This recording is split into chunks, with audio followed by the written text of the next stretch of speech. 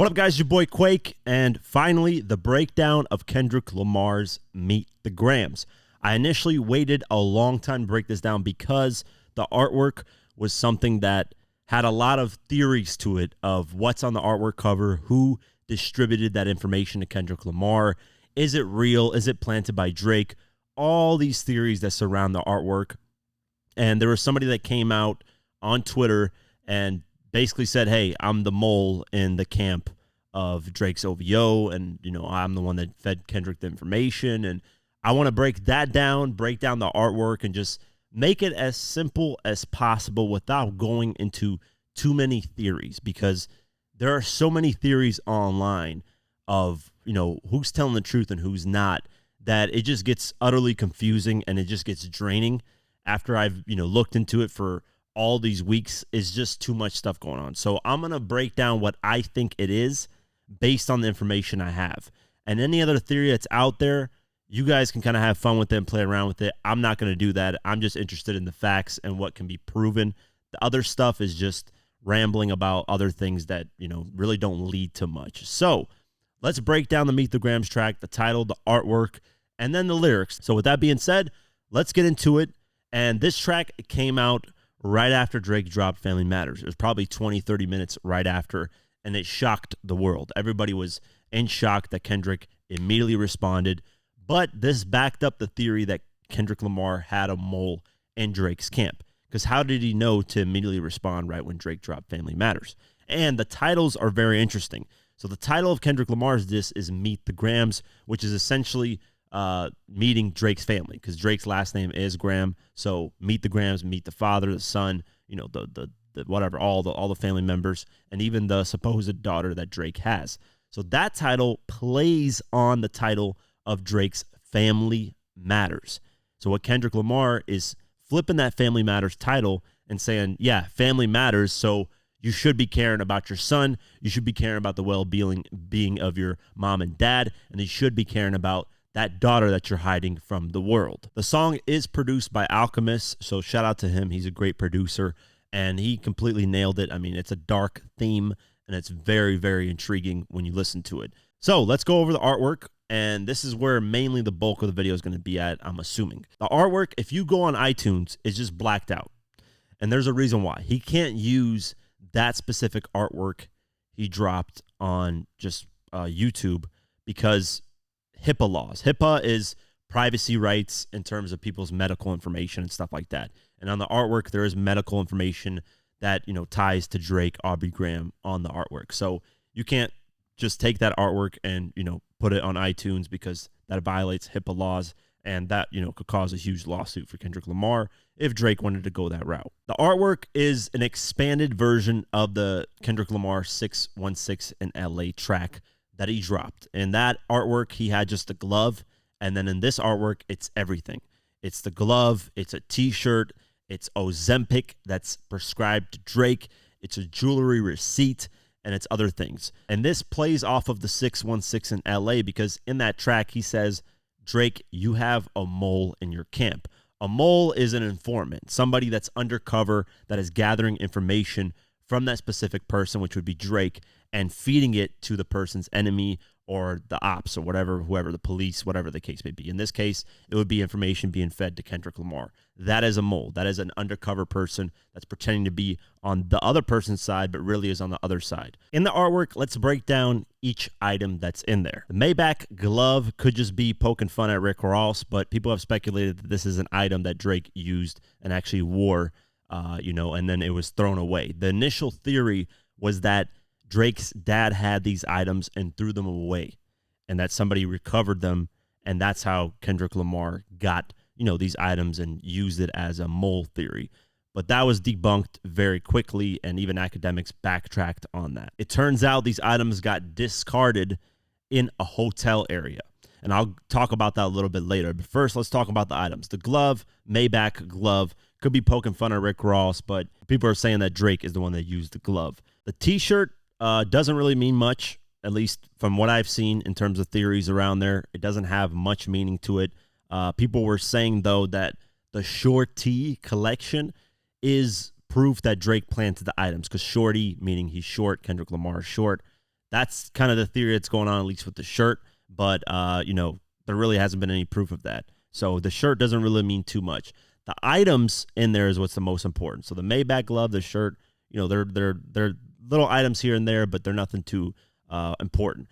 The fine jewelry receipt. There's surveillance footage that shows Drake was actually at this area in New York at the time. The date of the receipt is July 17th, 2023. So this is quite some time ago, literally basically one summer ago.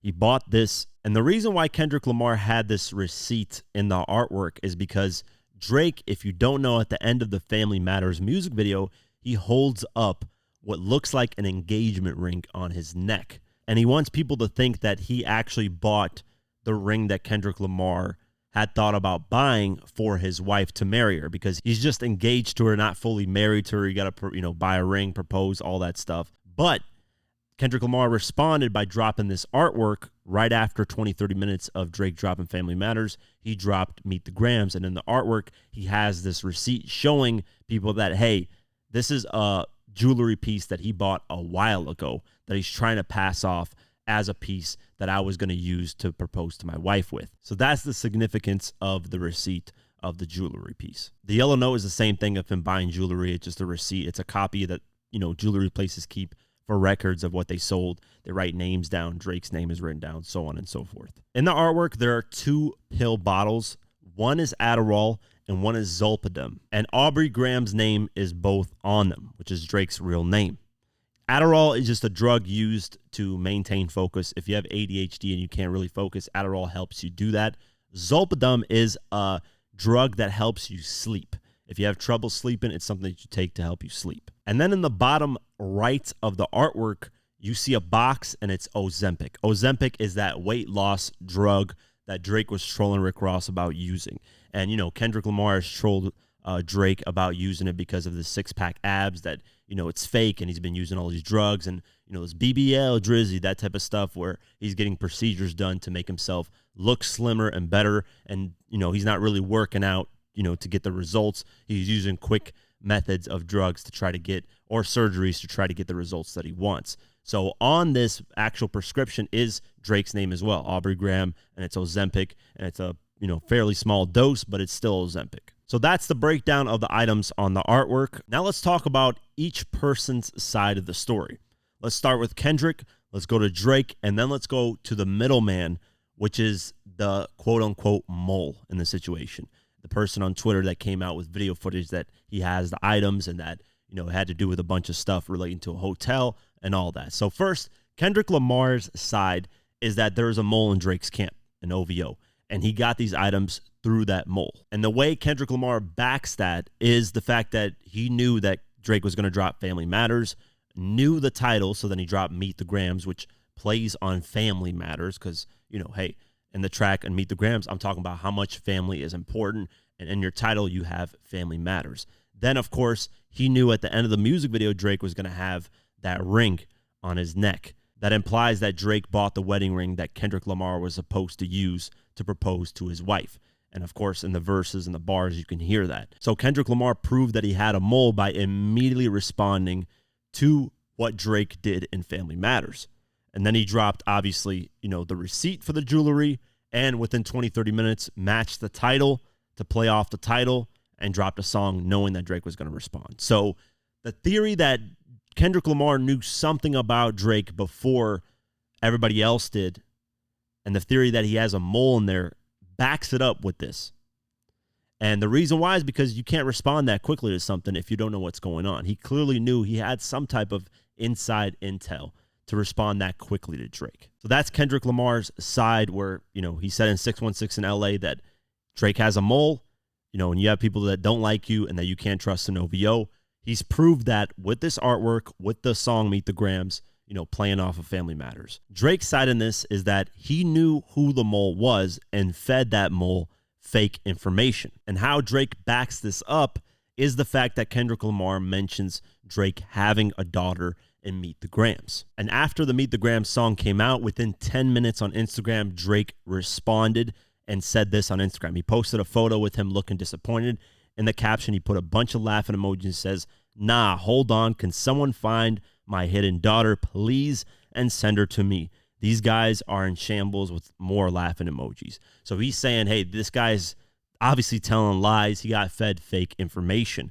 And then he went on to basically, on the Heart Part 6, which I'll break down later on, and, other breakdowns when I actually get to that track, he basically says he fed him this fake information, that Kendrick Lamar fell for it. That the mole that Kendrick Lamar had, Drake already knew who that was and was purposely feeding him fake information. And the running joke online was that why would, Drake feed Kendrick Lamar information about him being, a pedophile? But that wasn't the information that Drake was implying he fed. He's implying that he fed that fake daughter information and all that pill stuff, all the artwork stuff, all that's fake. He's saying that whole t-shirt thing, the shorty, it's a shorty collection, it's a joke. That's what the fake information that he's saying he fed. But this doesn't really make sense, and here's why it doesn't make sense. I'm not saying that Drake completely lied, but if you're going to feed somebody fake information and they drop a track with that fake information, why wouldn't you let it simmer a little bit more?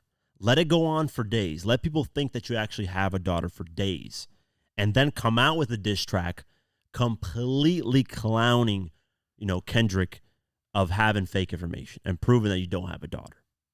I don't know how you would be able to prove that. I don't know what way you would have to go in that, but if I was feeding somebody fake information, I would let it simmer just a little bit longer to make the other person look a lot dumber.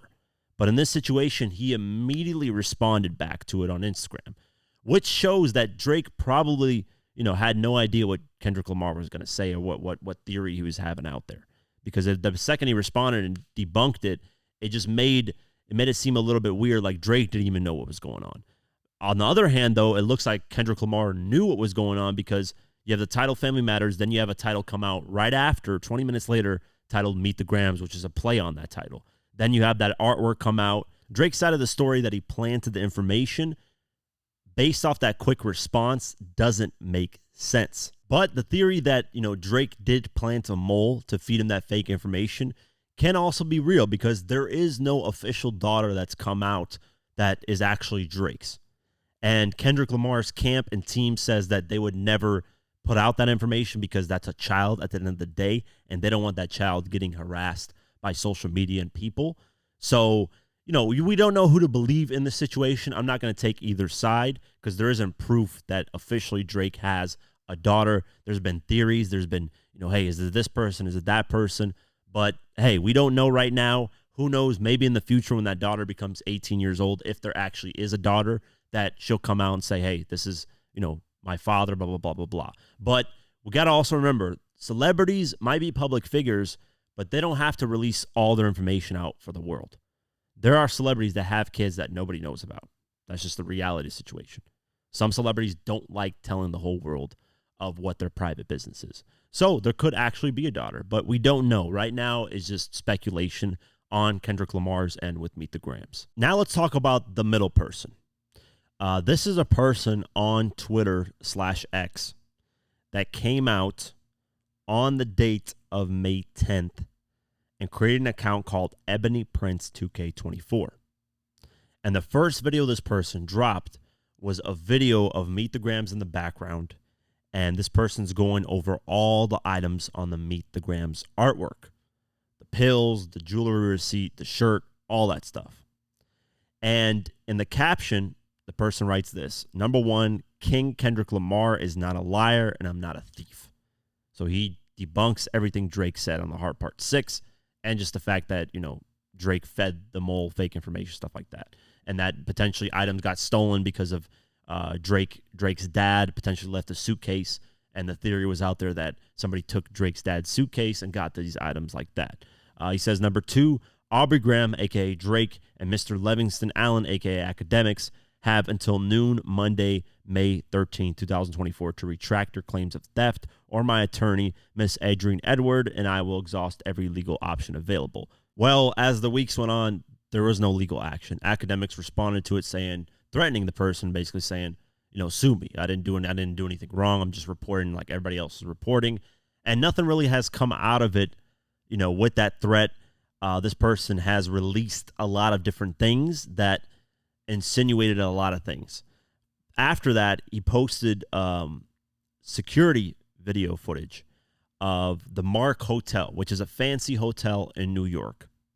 This is a hotel that is used by celebrities, mainly when the Met Gala happens, that insane fashion show that all celebrities go to. That hotel is booked. All the celebrities booked there. A lot of celebrities booked there. There's been conspiracy theories of weird things happening at the hotel with celebrities that the staff keep quiet about, but there's no proof of that. That's just more conspiracy theories that are out there.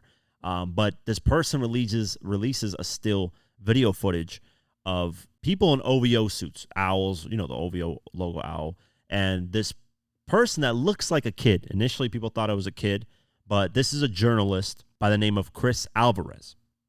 And this journalist ended up meeting Drake. Christopher has this disorder called thanatophoric dysplasia. It is a severe skeletal disorder characterized by extremely short limbs and folds of extra redundant skin on arms and legs. So basically, his body doesn't grow, and it's a disorder that he has, and people were speculating that first it was a kid, but then they found out it was this journalist.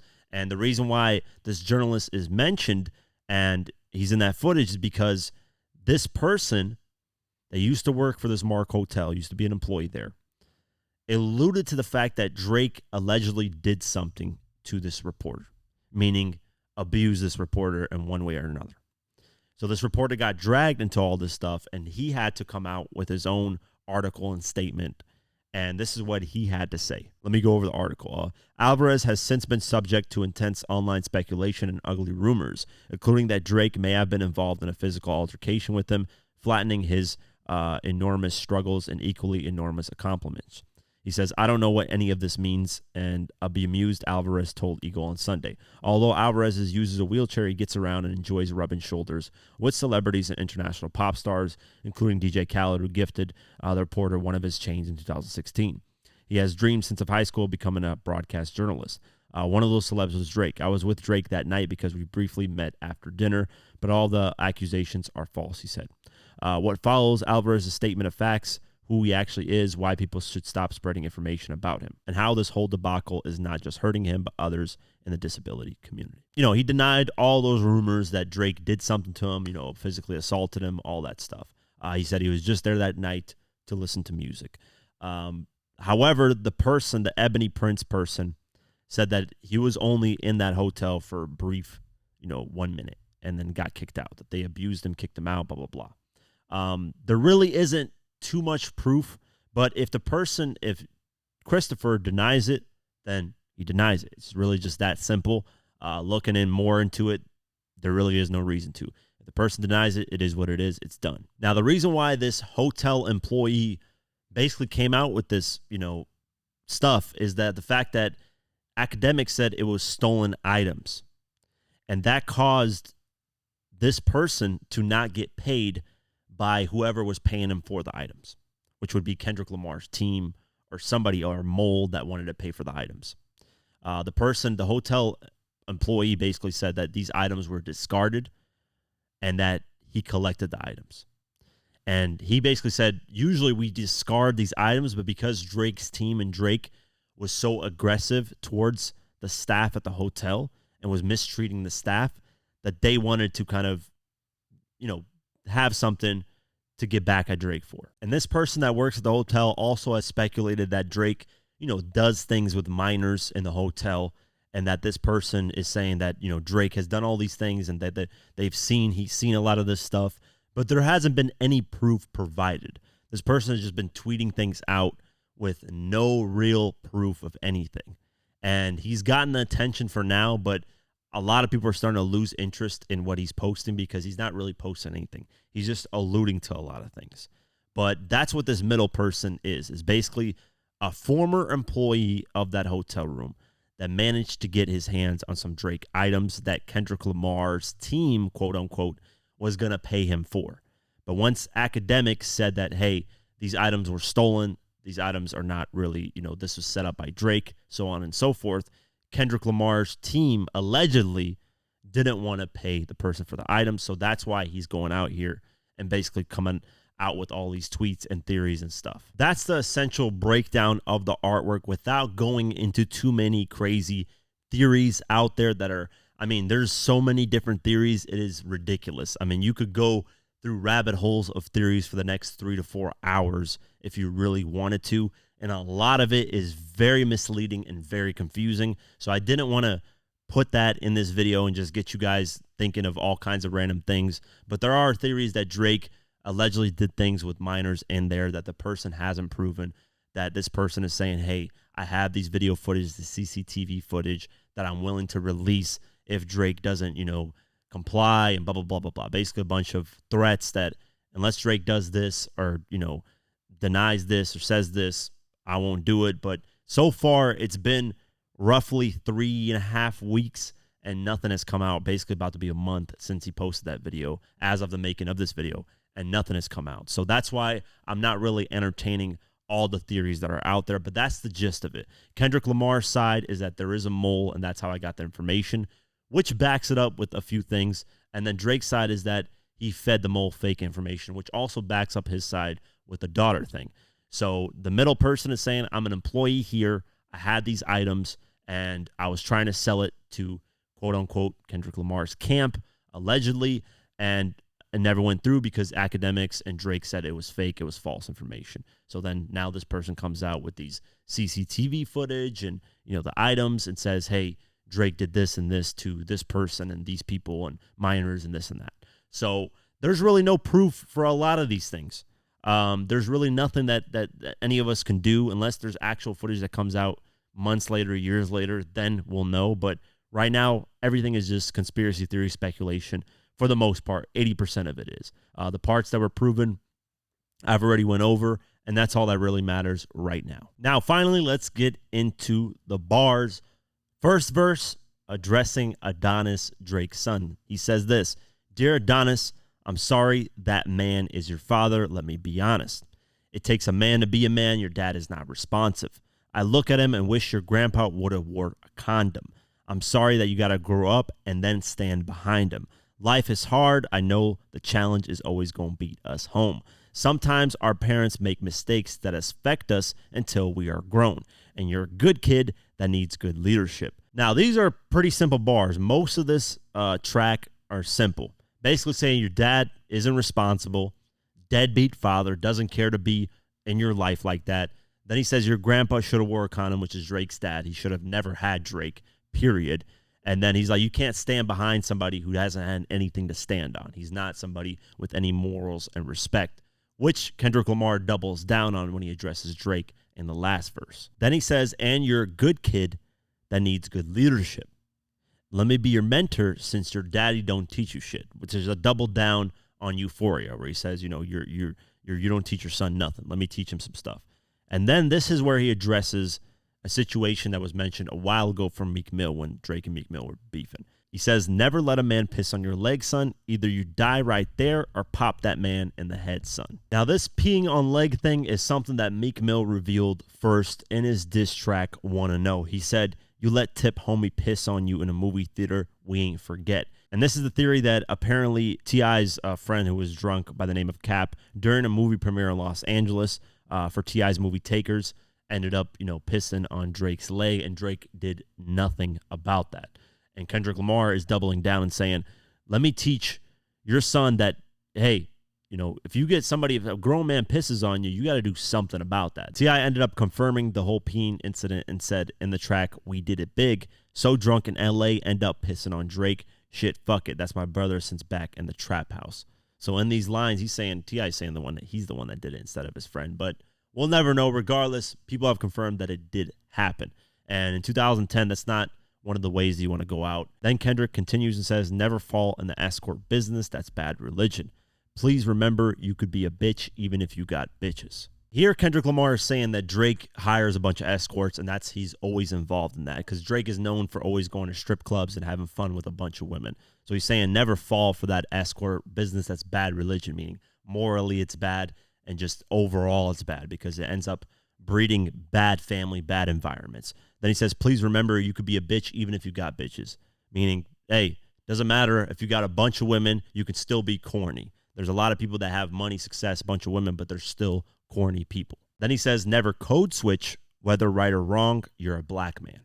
Code switching is when a person gets in front of a different region or style of people or different race of people and switches to their lingo in talking. And Drake does that. He's always captured different cultures and talks in their lingo and style. Jamaican, Toronto, whatever, because he's from Toronto, but he speaks like, Toronto accents. He speaks New York accents. He'll speak Houston. He'll speak Southern. He'll speak whatever style that's out there he can adapt. And he tells, Adonis, don't ever do that.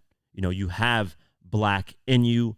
Be proud and be black and speak the proper way that we speak, regardless of, where you're at and what environment you're at. Because Drake has always switched environments. Then he continues, says, even if it don't benefit your goals, do some push-ups, get some discipline. Don't cut them corners like your daddy did. Fuck what Ozempic did. This is where he's clowning more, Drake of using Ozempic, which is a weight loss drug, and the BBL, getting the abs done, the surgery done to get his abs done. He's telling his son, don't be lazy like your father. Do it the hard way. Work hard to get that physical physique that you seek. He doubles down and says, don't pay to play with them Brazilians, which is talking about the BBL Brazilian. Get a gym membership. Understand, no throwing rocks and hiding hands. That's law. Don't be ashamed about who you with.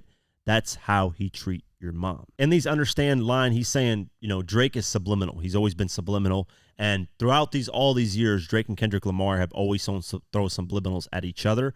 But he's saying Drake's the one that started it and keeps doing it. And if you look at the history, well, you can he backs that up because, it started with the Control verse that was direct.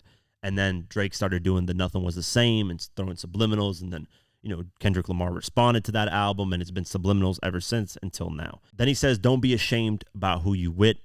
That's how he treats your moms. Don't have a kid to hide again, be sure. Now, this is playing on the whole thing of what Pusha T did, the story of Adonis, that Drake was hiding his son from the world and that he was ashamed to have a baby mama that was a former stripper and stuff like that. He's saying he was hiding the fact that he was with this woman because he was ashamed of having a kid with this woman. And he's saying, listen, if you do something, be sure about it, stand 10 toes on it. Continuing on, he says 5% will comprehend, but 95 is lost. And this is the teachings of the Nation of Islam, where they believe that 95% of the references get lost in context and that, 5% really understand cause and effect. Continuing on, he says, be proud of who you are. Your strength comes from within. A lot of superstars that's real, but your daddy ain't one of them. And you nothing like him, you'll carry yourself as a king. Can't understand me right now? Just play this when you're 18. Again, doubling down on the fact that, you're never going to get real stuff from your father. He's not a man. Listen to this song. It'll teach you the right ways of handling things, not like your father. Verse 2 is where Kendrick Lamar addresses Drake's mom and dad. And he starts out with addressing Drake's mom. Dear Sandra, your son got some bad habits. I hope you don't undermine them, especially with all the girls that's hurt inside this climate. You a woman, so you know how it feels to be in alignment with emotion, hoping a man can see you and not be blinded. So this is where he's breaking down the fact that Drake misuses women and treats them, in the worst possible ways and just uses them for sex and things that, don't hold much value. And he's saying your son, has these bad habits and you need to check him on these bad habits because you know what it's like to be used, basically. That, hey, you got married to Dennis and you guys got divorced and never really had a happy life. So he's jabbing at Drake's family once again, just like Pusha T did with the story of Adonis. And this is a quick response to Family Matters because it kind of proves once again that Kendrick Lamar actually had a mole because he's addressing Drake's mom, and Drake's mom was in the beginning of Family Matters, where she says, maybe you shouldn't start by saying, and then Drake says the N-word, doubling down on what Kendrick said in Euphoria, that he shouldn't say the N-word. Then in these next lines, Kendrick Lamar addresses Drake's dad. He says, Dear Dennis, you gave birth to a master manipulator. Even using you to prove who he is a huge favor. I think you should ask for more paper and more paper and more paper. I'm blaming you for all his gambling addictions. Now, in these lines, he's saying that, Drake, because Drake's dad is black, Drake uses a lot of that to get away with a lot of things in hip-hop culture, like saying the N-word. That all that he leans on that Memphis, Tennessee, because his dad's from there, that he lives there his whole life, that he went to go visit in Memphis, Tennessee, and that he lives that Tennessee culture. And that's where he got his American, heritage from, and that he relies on that heavily. So Kendrick is saying because your son relies on that heavily to get in this hip hop world, you should be charging him. You should be taxing him. You should be asking for more and more money from him because that's where he gets most of his money. If it wasn't from people accepting him in America, he wouldn't be that big. Then he continues, says, I'm blaming you for all his gambling addictions. And Drake's dad is also a gambler. So, he's just saying that you gave him that addiction as well. Then he says, psychopath intuition, the man that liked to play victim. You raised a horrible fucking person. The nerve of you, Dennis. Sandra, sit down. What I'm about to say is heavy. Now listen. Your son's a sick man with sick thoughts. I think guys like him should die. So he gets very dark and diabolical here. He doubles down and says Drake's dad raised a horrible human being, and then doubles down on his mom and says, yeah, both of you guys raised a horrible human being. Sit down because he needs to die. He's just that bad of a person. Then he ties Drake into Harvey Weinstein, who was, accused of rape, and a bunch of sexual things that were, wrong towards women. So he says, Drake and Harvey Weinstein, he says, him and Weinstein should get fucked up in a cell for the rest of their life. People who do bad things to women, children, stuff like that, they usually get beat up in prison very often. It's very frowned upon when you do these type of things like rape, pedophile, whatever, stuff like that. You get hands put on you in prison. So he's saying him and Harvey Weinstein should be in the same cell getting beat up. He hates black women, hypersexualizes them with the kinks of nympho fetish. So once again, doubling down on the fact that Drake, all he likes is strippers and that he's not really someone who likes black women. He just sexualizes them. That's the only reason he likes them. Grew facial hair because he understood being a beard just fit him better. The beard is someone who, of the opposite sex, enters a usually loveless relationship to hide another person's homosexuality. It can be also used for cheating, to hide the fact that they're cheating. And Kendrick here is saying he grew a beard to be a beard, to hide in these type of situations, or to hide the fact that other people in his camp are doing wrong things. And the reason why I say that is because in the next line, he doubles down on that. He says he got sex offenders on HOVO that he keep on a monthly allowance. Now, who is this person? Of course, we find out on the next track, Not Like Us, it's Baca. Baca got a weird case. Why is he around?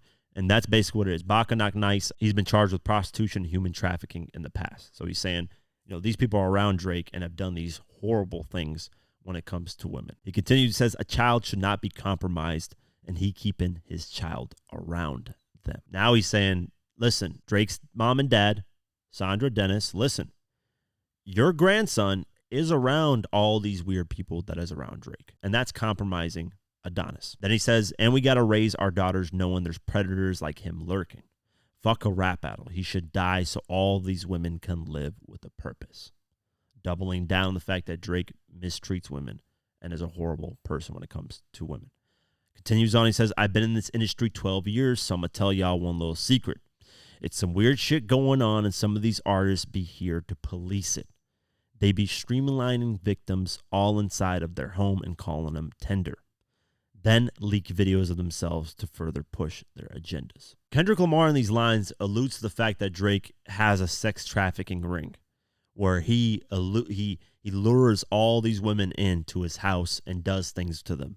And there's actually been a lot of rumors and speculation of that. Somebody on TikTok went and said that, hey, Drake has a private Tinder account. That's why Kendrick Lamar says calling him tender, that he had a private Tinder account that he would look for women that, specific ages and stuff like that to bring to his house to invite to have fun with them. And Kendrick Lamar is saying a lot of high power artists do this. It's a sex trafficking type of thing. And it's kind of proven in the fact that Drake says in the Chicago Freestyle track, all good chubs will look around, find one that seem my type. That's my dog, and he know what I like. He done found me plenty in my life. Basically doubling down that Drake, gets his team to find women for him to bring and that he can have fun with them.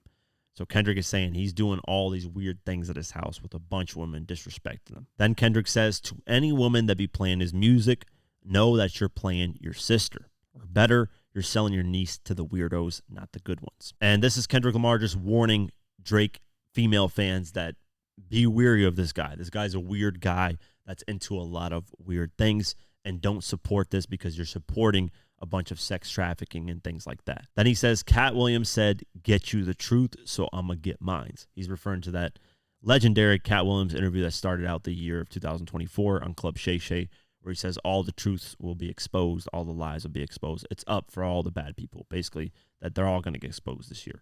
And Kendrick Lamar is doubling down on that, saying, I'm exposing Drake. Then he says the embassy about to get raided too. It's only a matter of time. The embassy is Drake's house. That's what it's called in Toronto, that big mansion that he has. He actually has the embassy in front of it. That's what it's called. And he's saying that's going to get raided too. Just like Diddy's house got raided because of all these sexual lawsuits, he's eventually going to get raided because of all this sex trafficking that he's doing. Then he says this, and he addresses LeBron James, who's always been close to Drake and has shown love and support to him. He says, hey, LeBron, keep the family away.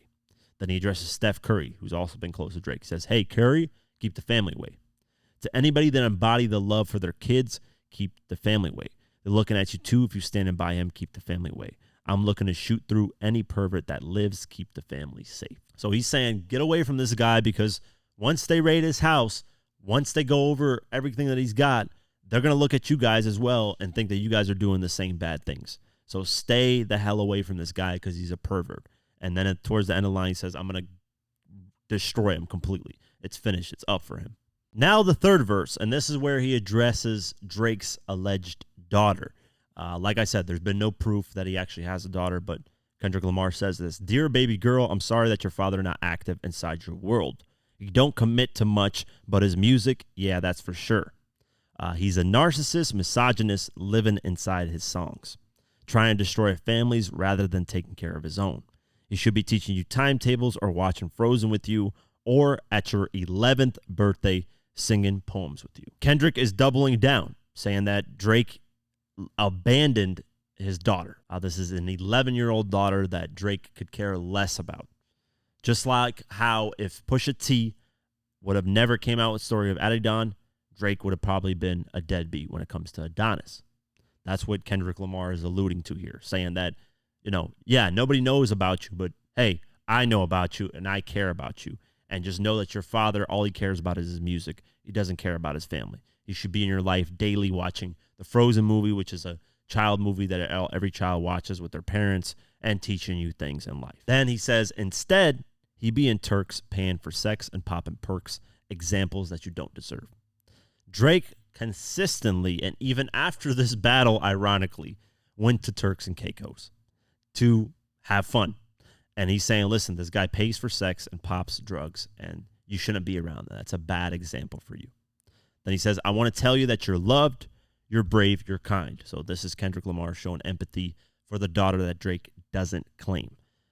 You got a gift to change the world and can change your father's mind. And in here, he's saying that a lot of fathers usually, when they have a daughter, they tend to eventually start to respect women. Not every man. Most men respect women, but they have a different perspective on women once they have their own daughter, because now, hey, I have a daughter, I have a girl, and I want her to be treated with respect. So he's saying here that, you got a gift to potentially influence your father to finally respect women, because you are his daughter. Continuing on, he says, because our children is the future, but he lives inside confusion.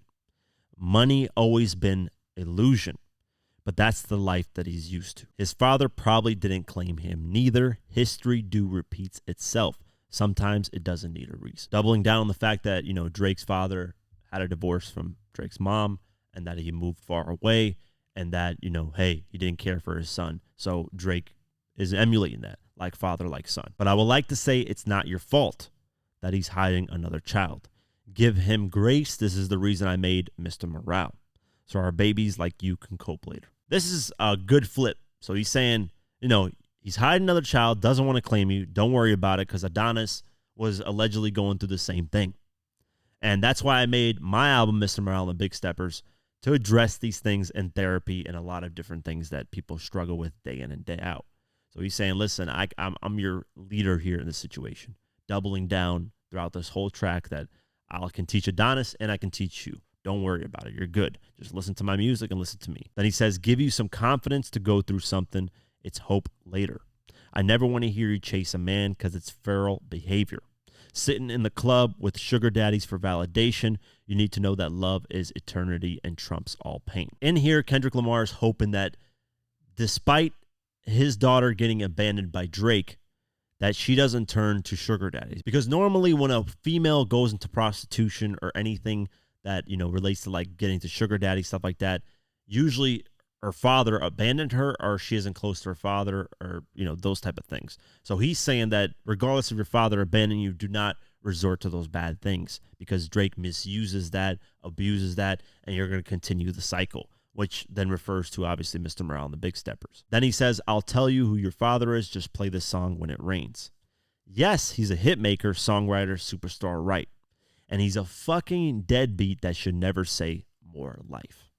Meet the Grams. And he's playing off of the fact that, Pusha T called Drake a deadbeat on the story of Adonis, and the fact that Drake has the More Life album that he says, more life, we should be having more, things in life. But he's saying here, he shouldn't be saying those things because it doesn't even care about the life that he's brought to this earth. He could care less about them. He's a deadbeat. Now the fourth verse, the final verse, he addresses Drake directly. He says, Dear Aubrey, I know you're probably thinking I wanted to crash your party, but truthfully, I don't have a hating bone in my body. There's supposed to be a good exhibition within the game, but you fucked up the moment you called out my family's name. This is referring to Drake on Push-Ups where he says, I be with some bodyguards like Whitney. This is the same thing that Drake did to Pusha T where he mentioned Pusha T's wife and said, I'm going to let it ring on you like Virginia Williams back on the Duppy freestyle. And then Pusha T took it to the next level with the story of Adonis. He did the same thing here, and Kendrick is just saying, listen, I don't want to destroy your life and your whole family and expose things,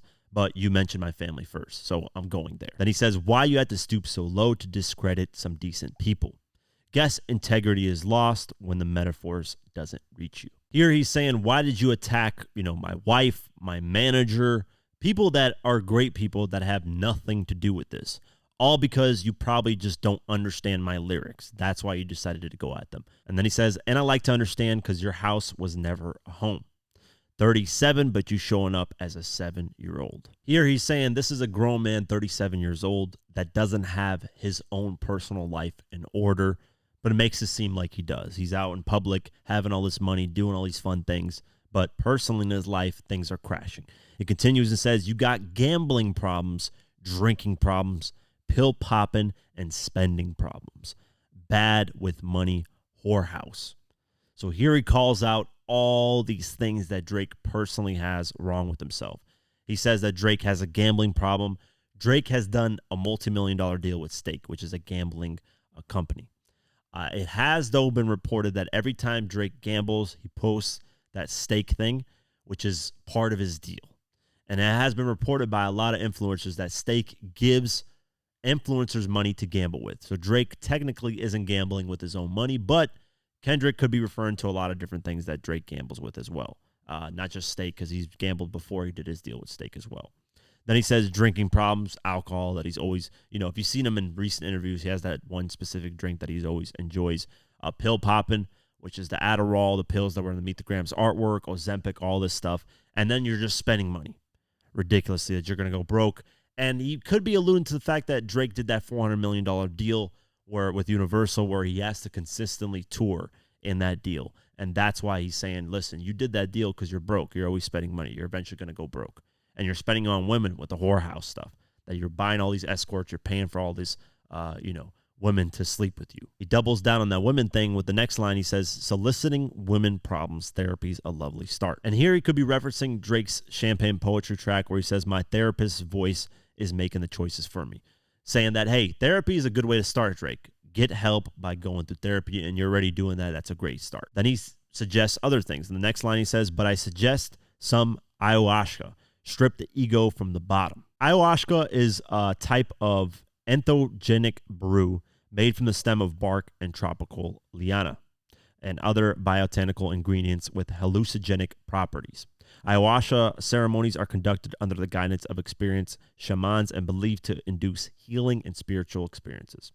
Studies show common side effects such as ego death or ego dilution. So he's saying your ego is so high, you need to go through these ayahuasca dealings to strip your ego. Then he continues and says, I try to empathize with you because I know that you ain't been through nothing. Crave entitlement, but want to be liked so bad that it's puzzling. In these lines, he's doubling down on what he's been saying throughout all of his diss tracks, that Drake hasn't had any tough experiences. So because of that, he does all these crazy things to try to feel like he's part of something. And that, the craving entitlement, want to be liked by everybody so bad that he goes into all these things, enjoying all these different things that are wrong for him, like gambling, like alcohol, just to fit in with the crowd. Then he says, no dominance. Let's recap moments you didn't fit in. No secret handshakes with your friend. This is the direct response to Drake Weston Road Flows track, where he says, used to have secret handshakes to confirm my friendships. Nowadays, they just shake in my hand to hide the tension.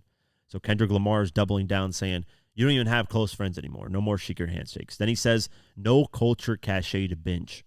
Just disrespecting your mother. Again, doubling down on Drake is an imposter in the culture. He doesn't have his own thing to grab from culture. So he's saying, you're doing all these wild things with women, which is in turn disrespecting your mother because your mother didn't raise you like that. You came from a proper household when it comes to the way your mom raised you. You were in a rich neighborhood. You didn't have to experience a lot of trauma, despite the fact that your parents divorced. Then he says, identities on the fence, don't know which family will love you. Again, doubling down on the fact that Drake doesn't know who he is, and that's why he compromises with a lot of things. That, hey, should he be closer to his father's side of things in Tennessee, more to black culture, or should he be closer to his mom's side of things, Jewish culture, white rich culture? Then he says, the skin that you live in is compromised in personas.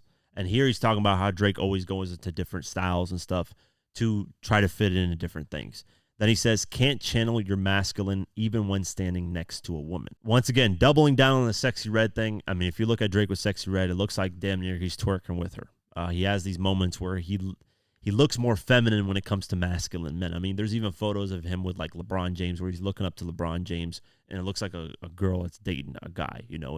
It's hilarious. He has these moments, and I think Kendrick Lamar is doubling down on that, saying even when you're next to masculine men, you look like a female. You're not really like that.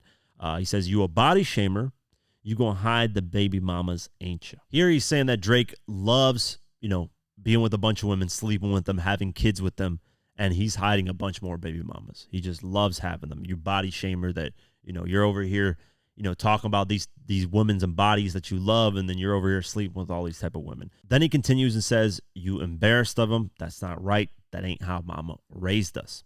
Talking about Drake's baby mama, Sophie. He was embarrassed of her at first. He wanted to get, obviously, an abortion initially when she did get pregnant. So he never really came out and said that he, had a kid with her until finally the information got put out there because of Pusha T. So he's doubling down on that and saying, your mom raised you better than that, and to hide and be ashamed of what you've done. It continues, says, take that mask off. I want to see what's under them achievements. This is where he directly attacks Drake's soul once again, just like Pusha T did. Then he says, why believe you? You never gave us nothing to believe in because you lied about religious views. You lied about your surgery. You lied about your accent and your past tense. All is perjury.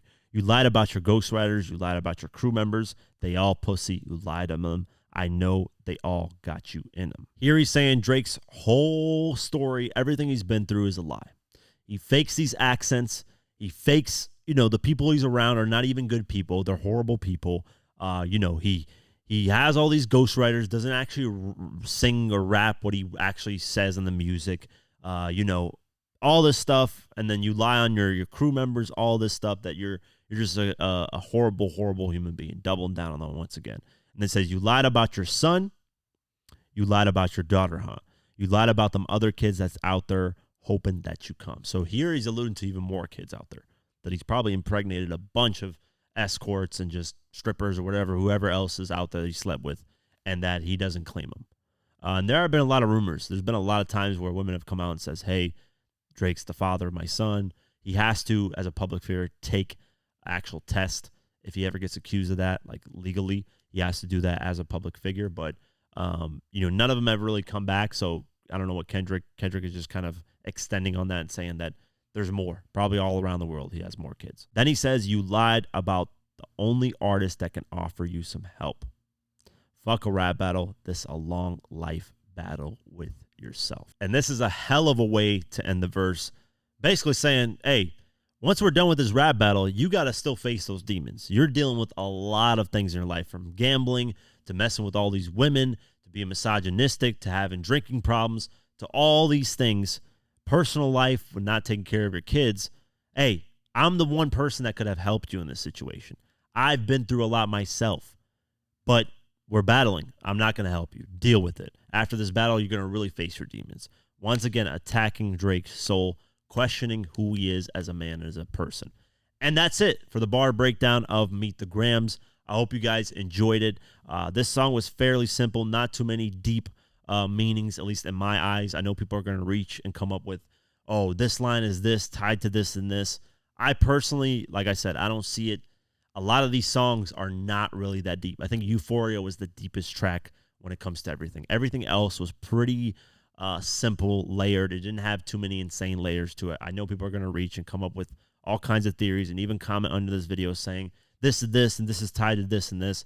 I wholeheartedly disagree. I think this is just, a lot of this stuff is pretty evenly layered and there's really not much insane layers to it. The social media thing has gotten out of control when it comes to a lot of these tracks, where there's layers upon layers upon layers upon layers of bars, and it's like, come on, guys. They're not thinking that super far ahead to the point where there's like 10 things in one line. So that's my take on it. This is the way I've broken it down, and I feel it's this. Besides the artwork, there's like 10 million things about it.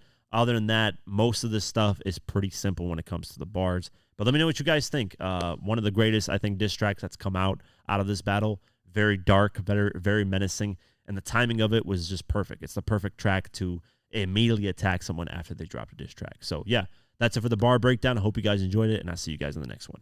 That's it for today's video. If you guys want to support this channel further, you can do so at patreon.com/diverse mentality. For just $3 a month, you can get my videos uncut and raw the way I intended them to be, but couldn't because of YouTube. Plus, you also get access to our Discord community, where we have a great community talking about hip-hop and various other things. It's very dope. So only $3 a month. I'd really appreciate the support. Also, follow us on social media at QuakeGW and at Diverse Mentality. Thank you so much for the support, and I'll see you guys in the next one. Peace.